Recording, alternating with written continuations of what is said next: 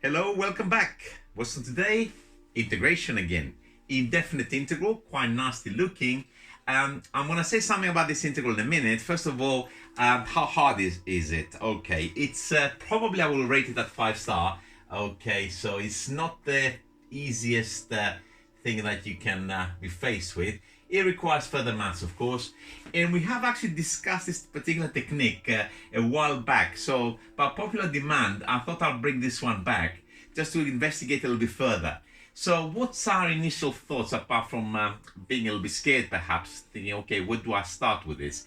Okay, bottom differentiates to top. Could it be as easy as that? Unlucky, it's not one of these. Actually, you can think of it, the variable is actually in x squared.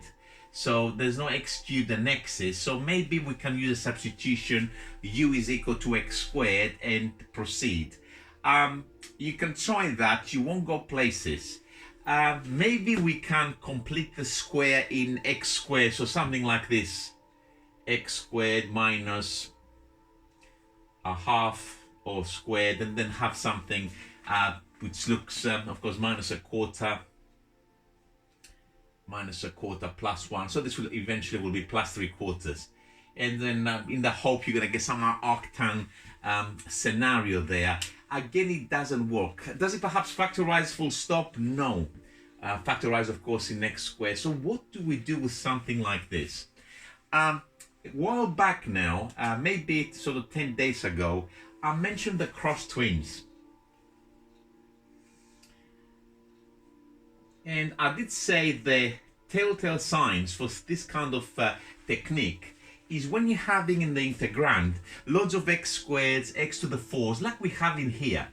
This is actually not the cross twins, it's actually the single twin. It's only one of them there. It's actually very easy once you spot it and you've seen this kind of techniques.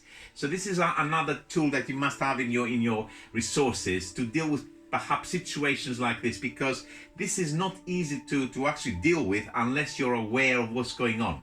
So what I'm going to do to create the desired scenario, I'm going to divide top and bottom of this integrand by x squared. This will develop a 1 plus 1 over x squared over x squared minus 1 plus 1 over x squared. We need things like this. And with the cross twins, or individually with each of the twins as they're called, you want to create at the bottom things that look like this: x plus 1 over x in its simplest form, all squared, plus some constant, could be minus there, it doesn't really matter. And then observe that this bracket differentiates to, this is the differential here, 1 minus 1 over x squared. So if you have a minus on the top, you really want to create this thing here on the denominator. However, if you complete the square in the form x minus 1 over x, all squared, again plus another constant, I'm going to call it b this time, okay, then if you look at the interior of this bracket, this differentiates now to 1 plus 1 over x squared. So do we have the necessary things in our integrand? I think we have. First of all, we have the 1 plus 1 over x squared on the numerator, and we have something on the denominator that perhaps we can complete the square, if you will, in this bizarre fashion to create an expression which looks something like this.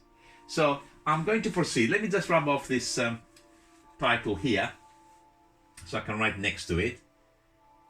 So I'm going to leave the numerator as it is because it suits me, and I'm going to work entirely with the denominator. So my numerator, 1 plus 1 over x squared, because it's beautiful.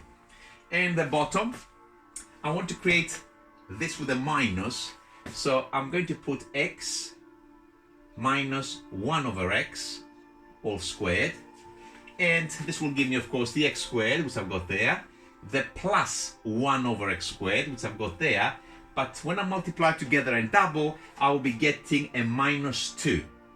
And I only have a minus 1, so I need there a plus 1 to make it work.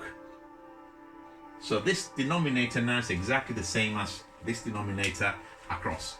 And now, if you look at the denominator, the interior of the bracket, of course, it differentiates to the numerator. A lot of us can actually see that's just an arctan of x minus 1 over x. If we can't quite see it, a substitution is okay. So we can actually say, let u equal to the interior of this bracket, x minus 1 over x, du is 1 plus 1 over x squared in a bracket dx. And I'll leave it like that because it's actually easier, because that's what I've got in here. And therefore on my next line I will have all of this is my du, and my denominator, I call this u, so it's going to be u squared plus 1, which of course is the arctan of u plus a constant, and my u of course is the x minus 1 over x, which you can write it if you want as x squared minus 1 over x or equivalent expression, but the integration is now done and we finish in a very, very cool way. I mean, I hope you enjoyed that. That was quite interesting if you haven't seen that before. And on that note, who's laughing now? I will see you very, very soon. Join me.